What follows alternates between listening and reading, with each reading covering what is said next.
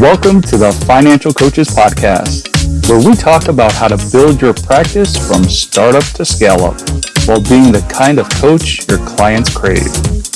Finally, a podcast for financial coaches. Here are your hosts, Maria Casillas and Cody Sizemore.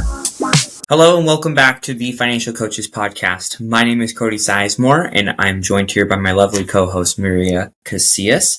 And today we are going to be talking to you guys about something that actually came up in Maria's world that was kind of thought-provoking. So, we kind of talked about it slightly before we hopped on and thought it'd be a kind of a good discussion to have because it was something that was actually brought to us from people within our own community, within, the Facebook community, for example, right? So what a great segue to start talking about our Facebook group, which is the Financial Coaches Community by New Money Habits. And if you're not in there yet, you should be, because we want to hear from you and we want to hear your questions. We want to talk to you and, just kind of meet you where you're at and try and support you as much as we can. And, sometimes it's a conversation that leads to a bigger conversation for us to talk to about on this very own podcast, which, helps other people who might be wondering the same things as you or dealing with the same things as you as well. So hop in there. It's free. It's a good and growing community. And we're doing a few events in there, every couple of weeks as well, which are free. And it's a great resource to have. So with that being said as well, there's also a group of people that we just love to acknowledge. And those are those every weekers. So the every weekers are the ones who listen to this show literally every week. For some reason, they don't get tired of us. And we're like, we don't understand it. But hey, we appreciate it. So, and we appreciate you. You're the ones who keep the show going. You're the lifeline, you're the bloodline, you're everything about that. And we just really appreciate you. So thank you for tuning in every week and checking us out. So with that being said, Maria. Yes, sir. How are you feeling today? I'm doing really, really well. Thank you. Good. So fill me in. What's all right. going on? Well, this actually comes from, like you said at the top of the show, one of our listeners, and it kind of came out of a different conversation altogether. So I'm not going to focus on the first part of the conversation, although that might actually be a really good topic for another time. But what ultimately ended up coming out of this, it's totally stuck out to me because I think it's something that I wrestle with on a regular basis. So, that which we feel we can relate to. So, this individual was describing for me something that she had done and a focus that she had. And in doing so, I kind of reiterated to her the values that I heard her speak in that particular, that focus of hers. And when she wrote back, she's like, yes, that's absolutely what I value. And I'm having a really hard time trying to decipher if financial coaching encompasses those values. Is it a good fit for me, or should I be doing something else? And I mean, I saw that, I heard that, and I'm like, oh, I live that. So we kind of got into a little bit of a conversation about that. And I just thought, you know what? If I have lived that and she's going through that, I'm willing to bet that there are some other financial coaches who are on this show, who are listening to this show, who are saying, you know what? I struggle with the same thing. So if we could today, I just kind of rehash how we got into financial coaching in the first place and why it even is a question like, is this something that we should be doing? So I'll start, Cody, and then you can jump in. I'm going to give you the 3-sentence version. I did a Dave Ramsey approach. I got out of debt. People started asking me how I got out of debt. And I just had a real craving to re-engage my counseling skills that I had earned. And so I thought, well, what better chance to do that than to take everything I know about human behavior and change and apply it to the way that we behave with money. And so that's how I started. Would you like to share quickly about how you started? For those who aren't every weekers, maybe are just tuning in for the first time today. Yeah, I'll give you the 3-sentence synopsis as well. I was in a touring band. I had no money. I had to give up on my dream because of money. I got pissed off and went on this binge spree of trying to figure out money so that it would never hurt me again. Mm-hmm. And then same thing happened. I got my situation cleaned up. People started asking me. And, I've always had like a very like helpful kind of heart. So I just started helping people. One thing led to another and started the practice, and never looked back. Yeah. And I'm willing to bet that there are similar stories among the people who are listening today. They might have started out a little bit differently. The precursor for you was music. The precursor for me was expensive children. And making bad decisions with money, to be honest. Mm-hmm. But whatever that precursor is, oftentimes when we're in coaching, it's because we have done something, people start asking us, and now we kind of just naturally fall into that.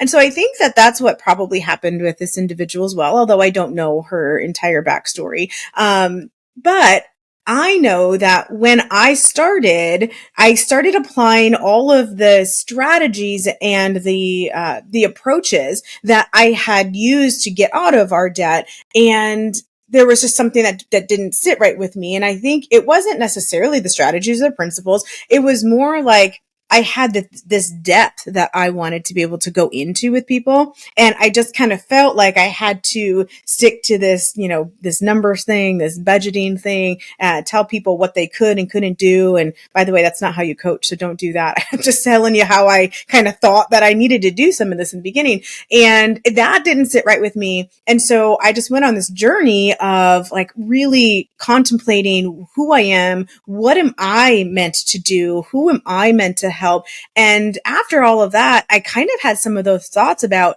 is financial coaching even the thing that I'm supposed to be doing? I mean, once I got down to it, I was like, that's not really what I do anyway. I mean, I told her, I said that, now my approach is very much focused on who the person is, what they think and believe, how they behave, and what they value. And so like money is not in there in any one of those things.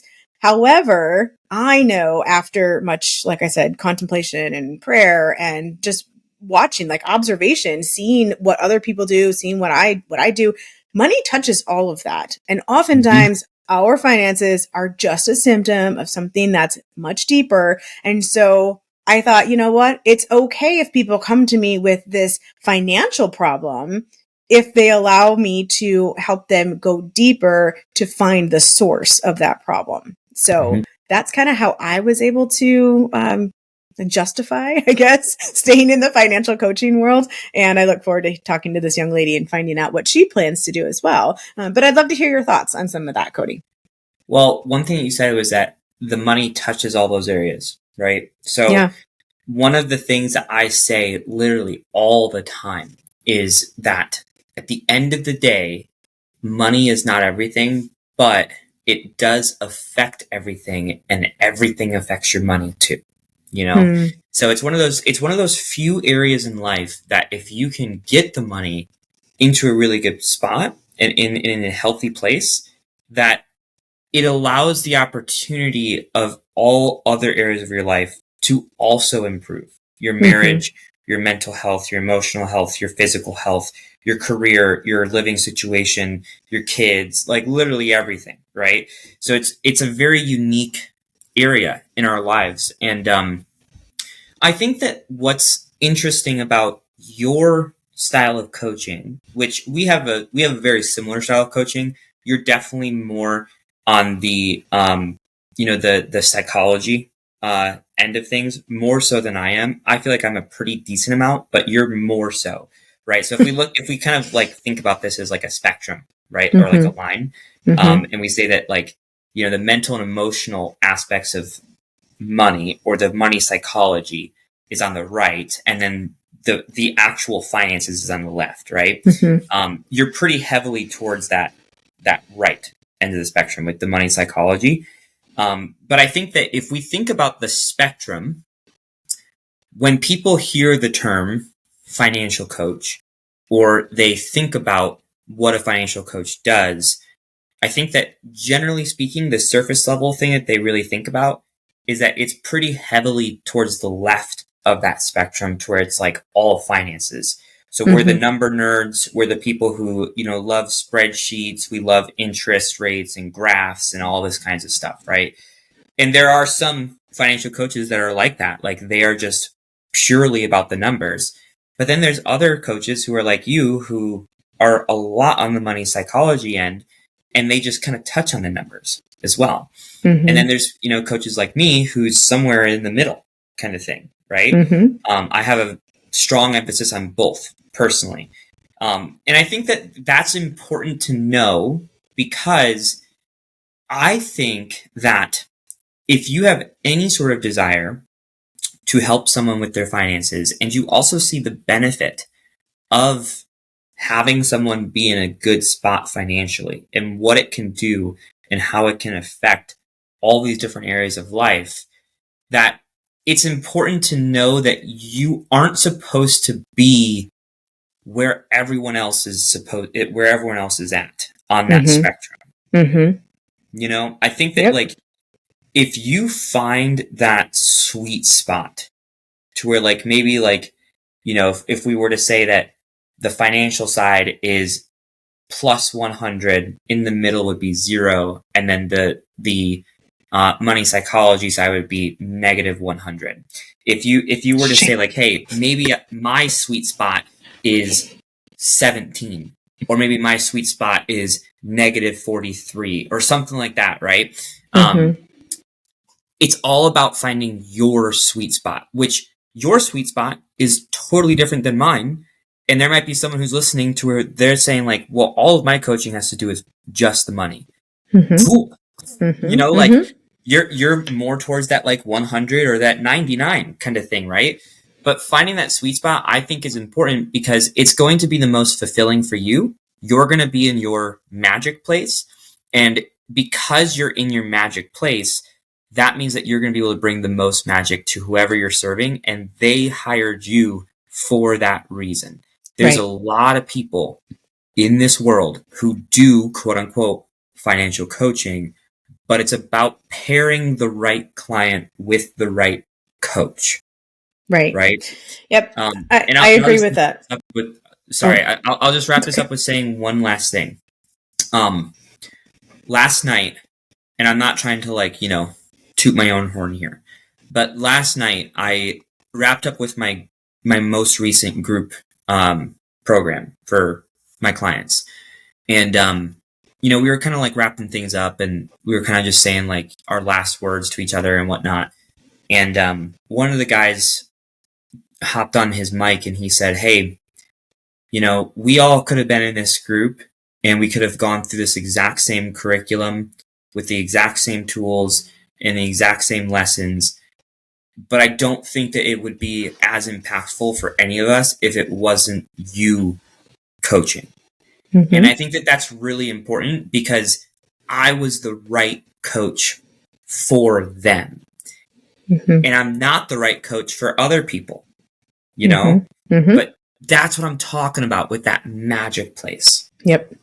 And the only thing I was going to say, and it still fits in right there, is that it's important not just to identify where you are on that spectrum, but to be okay with that, because there are people along the spectrum who need those different coaches. So it's exactly mm-hmm. what you were saying to wrap it up. There are individuals who are like, could we not talk about anything of the emotional stuff? I just need to figure out how to get my house in order, and that's all I need. I wouldn't be a very good coach for that individual, but mm-hmm. there might be somebody who their house is very much out of order, and they recognize that they could go and get the results that they're looking for by understanding why they're doing what they're doing. And so that person would be very, good for me. And so I think that there is just such an importance there of that there's enough to go around for everybody. We don't want anybody who's listening today to try to be more like me, to try to be more like Cody, to try to be the exact opposite of us, because maybe you think we're complete morons. I don't know. But I do think that wherever you are on that, there is somebody who needs that help. And so if you can recognize where you are and then speak to that, I think that's going to be so much more powerful than just saying, I'm a financial coach, because like you said, Cody, there's this huge gamut of what that actually means. And so I think we as an industry actually need to start getting better at defining what that means and recognizing all of the varying levels of that and being able to communicate that in such a way where people know what it is that they're signing up for, lest they say, oh, well, Cody's a financial coach, so I'm going to go to him, and they really need somebody who was the 99, 100, or they really need somebody who was, the negative 50. I don't know why you threw the negatives on my side, but I'm just going to say, I'm just kidding. I'm totally kidding. Yeah. But you see where I'm going with that, right? Like I think it's not fair to them if we cannot communicate that to them and to others. And so what I just really appreciate about this individual who came to me is she's recognizing in her mind, it's not whether or not she's meant to be a financial coach. That's the problem. I think the problem is that we're not defining financial coach in a very effective way. I agree, because it even goes down to like the people who I work with. I've had a lot of people ask me like, well, you're a financial advisor, right? So you like do this, and this. I'm like, nope. Nope. And you know what? I follow you. And so I can say beyond a shadow of a doubt, you've never, ever, ever put that vibe out there as being a financial advisor. And yet that's what somebody hears and interprets in their own mind. Yeah. It's all about defining what a financial coach is. But I also think that it goes a little bit further, because there's a general idea of what a financial coach is. But then there's, who are you? What kind of financial coach are you? Yeah. Right. And that's really important. So if you haven't figured that out, I would say that you need to put some time in and really like ask yourself, like, not only what kind of coach you are, but what kind of coach do you really want to grow into being? And I say that because maybe you're someone who only focuses on the budget, and that's it. But you see the value of working in some money psychology aspects into your coaching, or you feel that pull because you're noticing certain trends with people that you can't address with just the budget. I would start asking yourself, like, how can I grow into becoming more of that kind of coach? And what do I need to do? What do I need to learn? All the different types of things. And that doesn't make you any less of a financial coach. It just makes you the more real version of you, and the more real version of who you are as a financial coach. Yeah. Well stated. Yep. So with that woman who brought this question to you, yes, sir, about should I actually be a financial coach? My message to her is that if there's any part of her who has any sort of passion of helping people with their money, or sees the value of how the money is connected to the different areas of life that she's very passionate about, I would tell her yes, that she's in the right space. It's just about defining what that financial coach term means for her, and then just fully embracing it and never looking back, kind of thing. Yeah. All right. Well, you know who you are if you're listening. That's right. Now you've heard. You've heard what Cody has to say. Now, I agree. I think that that's absolutely true, and that's kind of where our discussion was heading. And so I really appreciate you letting me just kind of bounce this off of you as well, because like I said earlier, if we're experiencing it, I'm sure that there are others as well who just haven't come forward with it, or they haven't hit that yet. They haven't had that moment of, oh, is this actually what I meant to do? So I'm glad that we're able to have that discussion here. All right. Well, is there anything else you want to add before we wrap up? No, I'm good. I think that was a good. Very, very good. Well, we look forward to seeing all of you next week for another wonderful discussion about, I don't know, I guess we'll figure it out next week. But we do appreciate each of you tuning in today. And we look forward to seeing you next week on another episode of the Financial Coaches Podcast. Until then, you guys have a great week. Bye-bye. Thank you for listening to the Financial Coaches Podcast, brought to you by New Money Habits and Sizemore Financial Coaching. Submit your questions to our hosts by emailing podcast@newmoneyhabits.com.